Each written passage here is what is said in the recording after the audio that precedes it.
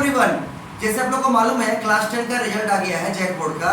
तो सभी बच्चा का बहुत अच्छा नंबर आया है। ये हम लोग के सामने किरण है। किरण, आपका साइंस में कितना मार्क्स आया है? 93। ये सच में एक बहुत ही अच्छा नंबर है। तो हम लोग समझते हैं कि आखिरकार किरण अपना जो पूरा साल का पढ़ाई करती थी 10 क्लास में, वो किस टाइप से पढ़ती थी। बताइए किरण, आप कौन सा बुक फॉलो किया सबसे पहले? तो एनसीईआरटी का बुक सच में बहुत ऑथेंटिक बुक है। यस। हाँ, और उसके अलावा और बायो के लिए एसचैम्प बुक यूज करते थे पढ़ाई के लिए। हाँ, बायो के लिए जैसे किरण बोली कि वो एनसीईआरटी बुक और एसचैम्प का बुक फॉलो करती थी। एसचैम्प का बुक में पूरा डिटेल में लिखा रहता है ना। हाँ, उसको पढ़ने से आपका मतलब जो कंसेप्ट है पूरा क्लियर हो जाएगा। और दूसरा क्या है, आपको एग्जाम में लिखने में भी बहुत सहूलियत होगा। अच्छा, आप लिखने का प्रैक्टिस कैसे करते थे? क्योंकि एग्जाम में तो लॉन्ग आंसर लिखना पड़ता है, तो लॉन्ग क्वेश्चन का प्रैक्टिस किस टाइप से करते थे? रोज मतलब जितना भी ट्यूशन में पढ़ाया जाता था वो डेली हम रिवीजन करते थे और मतलब डेली नोट्स भी बनाते थे, क्योंकि नोट्स बहुत ज़्यादा ज़रूरी है आपके एग्जाम के टाइम पे। ताकि एग्जाम के टाइम पे क्या होता है कि हमारे पास बहुत सारा बुक्स हो जाता है और कॉपी भी हो जाता है, तो हम लोग मतलब उतना कंसंट्रेट होकर पढ़ाई नहीं कर पाते इतना सारा कॉपी किताब देख के। तो नोट्स बना लेंगे तो ज़्यादा ईजी हो जाएगा आपके लिए, ताकि आप की पॉइंट सबको देख के आप समझ सकते हैं कि मतलब इस तरह का क्या आंसर होगा, फिर आप उसको लिख सकते हैं एग्जाम पे। और जो आंसर लिखने का तरीका जो है, सबसे पहला जो मेन चीज़ है आंसर लिखना, वो है आपका राइटिंग आपका क्लीन होना चाहिए। और जब भी आप आंसर लिखो तो उसमें कम से कम थोड़ा 1-2 इंच का थोड़ा गैप रहना चाहिए लिखने का, ताकि आपका कॉपी भरा भरा लगे और आपका राइटिंग क्लीन होना चाहिए। और उसमें आप ज़्यादा मतलब काटे ना, और अगर काटेंगे भी तो सिर्फ एक बार में ही काटिए उसको। बार बार कि आप एक ही जगह पर बार बार पेन काट रहे तो वैसा करने से नहीं होगा। उससे क्या होता है कि आपका कॉपी जो है वो बहुत ज़्यादा गंदा दिखता है, इसलिए मतलब राइटिंग पूरा साफ सुथरा होना चाहिए। हाँ, क्योंकि राइटिंग अगर अच्छा रहेगा तो वो टीचर को भी अट्रैक्ट करता है अच्छा नंबर देने के लिए। और आप लोग जान लीजिए किरण का भी राइटिंग बहुत ही अच्छा है, इसलिए इसको हाईएस्ट नंबर मिला अपने स्कूल में, ये बहुत अच्छा रिजल्ट की है। अच्छा किरण, साइंस का जो एग्जाम होता है उसमें थ्योरी के साथ तो एमसीक्यू क्वेश्चन भी आता है, तो आप पूरा साल भर साइंस के लिए एमसीक्यू का प्रैक्टिस कैसे किए थे?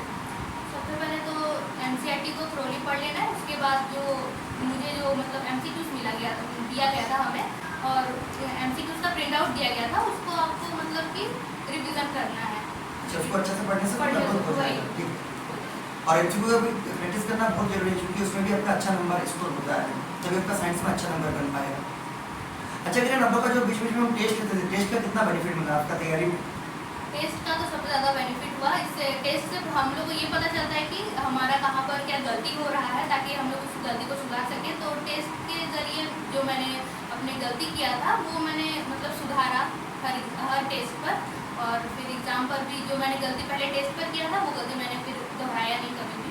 मतलब अभी जितना भी जूनियर बैच आएगा सबका टेस्ट लेते रहेगा, तो उससे बहुत बेनिफिट रहेगा। उसको एग्जाम से पहले आइडिया हो जाएगा कि कौन सा पर्सन वीक है, कौन सा पर्सन स्ट्रॉन्ग है, किसमें और काम करने का जरूरत है ना। हाँ, तो सबका भी टेस्ट होते रहेगा तो अच्छा रहेगा उसमें। अच्छा किरण, साइंस में तो लॉन्ग क्वेश्चन भी आता है, तो लॉन्ग क्वेश्चन को आप एग्जाम में किस फॉर्मेट से लिखते हैं ताकि उसमें पूरा अच्छा नंबर स्कोर हो सके? जैसे कि लॉन्ग क्वेश्चन जो आता था, सबसे पहले उसका जो इंट्रोडक्शन देते थे। उसके बाद इंट्रोडक्शन देने के बाद अगर उसका डायग्राम रहता है तो डायग्राम बनाते थे। फिर डायग्राम बनाने के बाद एक लाइन छोड़ के उसके बाद उसका वर्किंग प्रोसेस को लिखते थे। हाँ, मतलब पहले इंट्रोडक्शन लिखिएगा, फिर डायग्राम होगा तो डायग्राम दीजिएगा, जितना जूनियर स्टूडेंट ध्यान से सुनिए। और उसके बाद अगर उसमें वर्किंग होगा, कंक्लूजन जो भी रहेगा उसको प्रॉपर हेडिंग लिख के साफ सुथरा लिखना पड़ेगा, क्योंकि राइटिंग बहुत मैटर करता है। अगर राइटिंग अच्छा नहीं होगा तो फिर उसमें थोड़ा कम नंबर आने का चांस रहता है। ठीक है, तो राइटिंग इसलिए जितने भी जूनियर स्टूडेंट है राइटिंग के ऊपर विशेष ध्यान रखिए। जिसका राइटिंग थोड़ा खराब है घर में लिख के प्रैक्टिस कीजिए, ताकि आपका राइटिंग सुधर जाए और आपको क्वेश्चन भी अच्छे से प्रैक्टिस हो जाए। अच्छा किरण, बायोलॉजी में भी तो डायग्राम बनाने आ सकता है एग्जाम में, या डायग्राम से क्वेश्चन आ सकता है, तो बायोलॉजी का डायग्राम को आप किस टाइप से पढ़ते थे ताकि आपका अच्छा नंबर आया?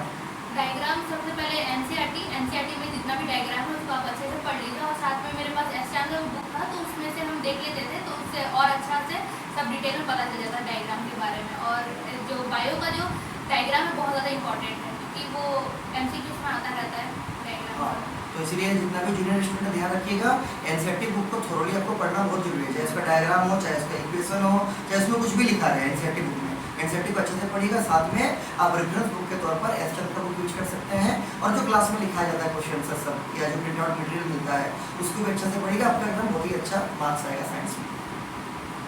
अच्छा किरण, आप साइंस के आंसर को डेली बेसिस पे कैसे पढ़ते थे, पूरा साल भर कैसा पढ़े, थोड़ा स्टूडेंट लोग को बताइए ताकि आइडिया रहेगा, लोग भी ठीक से पढ़ सके। ट्यूशन और स्कूल में मतलब जितना भी हम लोग को पढ़ाया जाता था वो मैं मतलब कि डेली उसको रिवीजन करती थी। मतलब साइंस डेली रूटीन में था ही, मतलब आधा घंटा या फिर 1 घंटा साइंस पढ़ना ही पड़ना है। हाँ, तो जितना भी जूनियर स्टूडेंट ध्यान रखिएगा कि आपका डेली नहीं पढ़ रहे तो फिर आपका ठीक से रिवीजन नहीं हो पाएगा, और टीचर जो चीज़ क्लास में आपको पढ़ा रहे अगर उसी दिन जाके पढ़ेगा जल्दी याद होगा उसमें, तो फिर आप भूल जाइएगा, माइंड सबका निकल जाएगा। इसलिए जूनियर स्टूडेंट सब ध्यान रखिएगा, जितना भी इस साल एग्जाम देने वाले हैं या अगले साल एग्जाम देने वाले हैं वो लोग अच्छा से पढ़िएगा और एनसीईआरटी बुक को थोड़ी पढ़िए और लिख लिख के प्रैक्टिस कीजिए, सब आराम से हो जाएगा, पूरा 100 में 100 मार्क्स सबका आराम से आ जाएगा। तो किरण आपको आगे किस लाइन में पढ़ना है अभी 10 के बाद? मेडिकल नीट का तैयारी कर रहे हैं क्या? नीट का तैयारी कर रहे हैं तो हम लोग ठीक है, हम लोग उम्मीद करते हैं कि किरण आगे भी इसी तरह से अच्छे से पढ़ेगी और जरूर एक बहुत ही सफल डॉक्टर बनेगी।